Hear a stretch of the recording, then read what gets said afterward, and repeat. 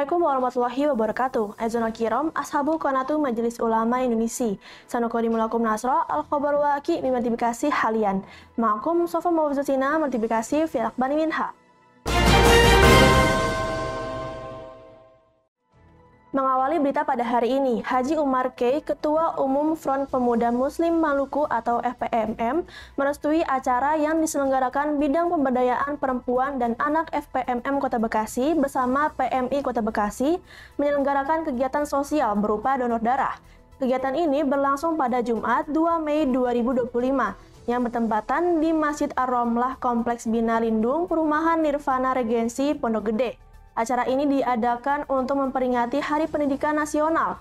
Tak hanya giat sosial pendonor darah, FPMM juga memeriahkan kegiatan tersebut dengan menyelenggarakan bazar UMKM untuk warga setempat. Erna Tamher selaku Ketua Bidang Pemberdayaan Perempuan mengungkapkan tujuan dari diadakannya pendonoran darah ini adalah untuk menunjukkan rasa kemanusiaan terhadap masyarakat yang mengalami kekurangan darah. Saril berharap PMI dapat mengadakan program donor darah di berbagai daerah kecil karena banyak masyarakat yang ingin melakukan donor darah namun tidak memiliki akses. Berikut ini wawancara selengkapnya. Ya, jadi yang melaksanakan acara ini DPP PMM, Dewan Pimpinan Pusat Front Pemuda Muslim Maluku, di bawah Bidang Pemberdayaan Perempuan. Lalu kegiatan ini melibatkan PMI sebagai lembaga yang akan datang untuk donor darah teman-teman yang dikumpulkan oleh DPP PMM, dan tadi pagi juga ada bazar UMKM. Jadi di DPP PMM ini ada punya kerjasama sama UMKM. Jadi setiap kegiatan-kegiatan dilakukan oleh DPP PMM itu makanan dan konsumsinya itu dibuat oleh teman-teman UMKM. Ya, untuk pemberdayaan ekonomi rakyat lah. Jadi mungkin begitu. Kalau program ini kan sudah menjadi program tahunan. Jadi udah ada dalam program kerja. Setiap tahun itu DPP akan melakukan donor darah, dan saya kira kalau berapa lama semenjak rapat kerja itu, organisasi rapat kerja itu udah ada programnya. Jadi udah disiapkan lama. Jadi setiap tahun program tahunan. Harapannya karena terkhususnya untuk PMI ya, Palang Merah Indonesia harus aktif dan giat untuk melibatkan masyarakat, berpartisipasi melibatkan masyarakat dalam program donor. Jadi banyak masyarakat yang ingin donor, ya selama ini kan, cuma kan tidak ada tempat. Jadi saya berharap ke depan PMI bisa menggalang solidaritas untuk menjadi program tahunan. Bila perlu bisa jadi program pemerintah bahwa setiap tahun satu kelurahan itu satu kali donor darah, agar darah orang-orang yang membutuhkan darah ini bisa terpenuhi. Kalau satu RW satu tahun satu jadi program pemerintah kan bagus, satu kelurahan satu kali. Jadi kalau Jakarta ini ada berapa kelurahan, itu darah juga pasti banyak kan. Jadi saya kira begitu. Lagian donor darah itu juga untuk sehat, ya kan. Kalau di Islam kan namanya bekam. Jadi orang donor itu pasti orang sehat. Dan tentu darah yang didonor itu pasti darah yang tidak berpenyakit, makanya harus diperiksa. Ya, terima kasih. Tujuan kita dari bidang pemberdayaan perempuan dan anak, tujuannya untuk memberikan manfaat buat kemanusiaan, sehingga yang membutuhkan darah kita bisa salurkan darah itu dengan baik. Rutin, ini kan program jangka panjang kita ya, yang mudah-mudahan di bulan tahun 2026 ini program jangka panjang kita. Antusiasnya begitu sangat semangat ya. Sampai saat ini kita hanya memberikan player saja, tapi sudah banyak yang mendaftar pendonor darah, sekitar 120.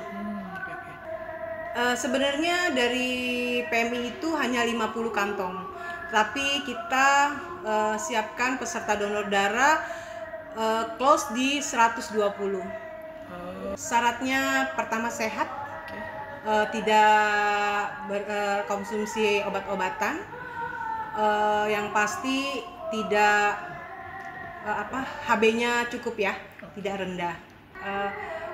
Pesannya untuk masyarakat, donor darah itu bisa juga selain membuat kita itu sehat, membuat kita itu mengeluarkan darah-darah kotor yang ada di tubuh kita, tapi juga bisa membantu kemanusiaan buat teman-teman kita, saudara kita yang membutuhkan.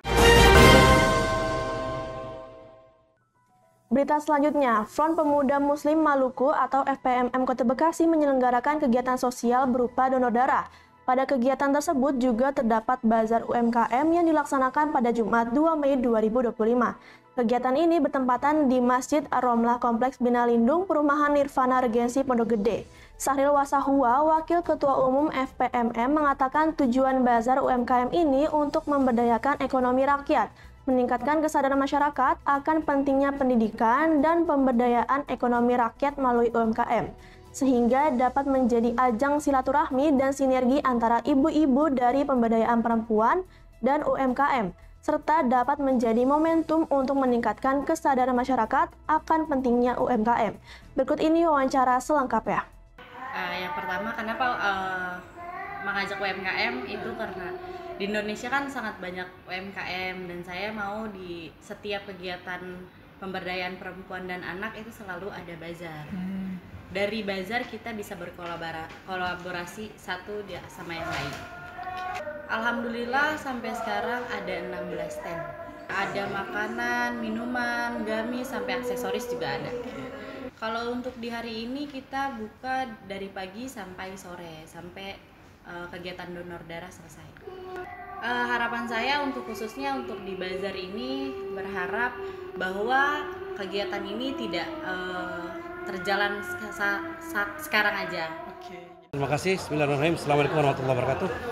Alhamdulillah, kegiatan hari ini adalah kegiatan perdana karena memang bersamaan kemarin baru hari Kartini 1 April, sekarang masuk bulan Zulqa'dah bertepatan dengan Hari Pendidikan Nasional. Jadi kegiatan ini karena kegiatan sosial ini dilaksanakan oleh Dewan Pimpinan Pusat Front Pemuda Muslim Maluku, dikoordinir oleh bidang pemberdayaan perempuan dan anak. Alhamdulillah kita berharap kegiatan bakti sosial donor darah dan bazar ini bisa memberikan semacam motivasi mobil khusus bagi teman-teman di organisasi kami ini untuk bidang-bidang yang lain agar bisa melaksanakan kegiatan-kegiatan sosial seperti ini. Iya. Jadi karena kita banyak bidang-bidang, ada bidang perempuan dan anak, ada bidang hukum dan HAM, ada bidang ekonomi, ada bidang kerjasama antar lembaga. Pokoknya bidang-bidang ini juga nanti insya Allah melakukan kegiatan-kegiatan yang sifatnya sosial. Dan bukan saja di sini, tapi di tempat-tempat di mana kantong-kantong masyarakat kelas bawah kita masuk, mungkin berikan bantuan sosial, atau dalam kegiatan donor darah, atau pengobatan gratis, dan banyak insya Allah kita bikin tempat lain. Berita selanjutnya, ada sekitar 435 jamaah haji, begitupun 7 orang petugas yang akan diberangkatkan dan landing di Madinah. Seluruh 6 kloter calon jamaah haji berasal dari Kota Bekasi dan ditambah 3 kloter campuran untuk tahun 2025. Calon jamaah haji akan masuk asrama haji, lalu mereka akan mendapatkan layanan seperti pembekalan, konsumsi, dan juga transportasi untuk ke bandara. Saat ke bandara, transportasi akan disediakan oleh pihak PPIH dan mereka langsung menuju ke Madinah. Setelah 8 hari di Madinah untuk beribadah, barulah mereka akan menuju ke Mekah. Untuk calon jamaah haji, tertua ada di umur 93 tahun dan yang termuda 19 tahun untuk menggantikan keluarganya yang meninggal. Sri Siagawati juga berharap agar apa yang diinginkan calon jamaah untuk memperoleh haji mabrur bisa terwujud. Berita selanjutnya dilansir dari Radar Bekasi. Komitmen pemerintah Kota Bekasi untuk menjadikan wilayahnya sebagai kota olahraga atau sport city kembali ditunjukkan secara nyata lewat gelaran Kota Bekasi Fun Run 5K pada momentum Car Free Day pada Minggu 5 Mei 2025. Ratusan peserta dari berbagai kalangan tumpah ruah memadati ruas jalan protokol untuk ambil bagian dalam ajang lari santai tersebut. Wali Kota Bekasi Tri Adianto yang turut berlari bersama warga menegaskan bahwa geliat olahraga harus menjadi bagian dari gaya hidup masyarakat urban. Kehadiran Wakil Wali Kota Bekasi Haji Haris Bobiho yang juga ikut berlari bersama warga dan unsur Forkopimda semakin menambah semangat peserta Ia menilai kegiatan olahraga massal seperti ini tidak hanya berdampak pada kesehatan masyarakat, tetapi juga turut menggeliatkan ekonomi lokal.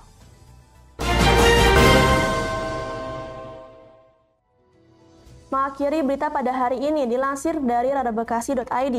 Aksi perundungan terhadap seorang pria disabilitas Kota Bekasi kembali terjadi. Kali ini korbannya inisial H, umur 37 tahun, seorang juru parkir yang sehari-hari mengayuh sepeda di kawasan Asko Bantar Gebang. Ia ditindas oleh 3 remaja. Dan momen memilukan itu terekam video yang viral di media sosial. Tak tinggal diam, Komisi Perlindungan Anak Daerah bersama Dinas Pemberdayaan Perempuan dan Perlindungan Anak Kota Bekasi langsung turun tangan. Mereka mengunjungi rumah korban dengan tim psikolog dan pendamping untuk melakukan asesmen.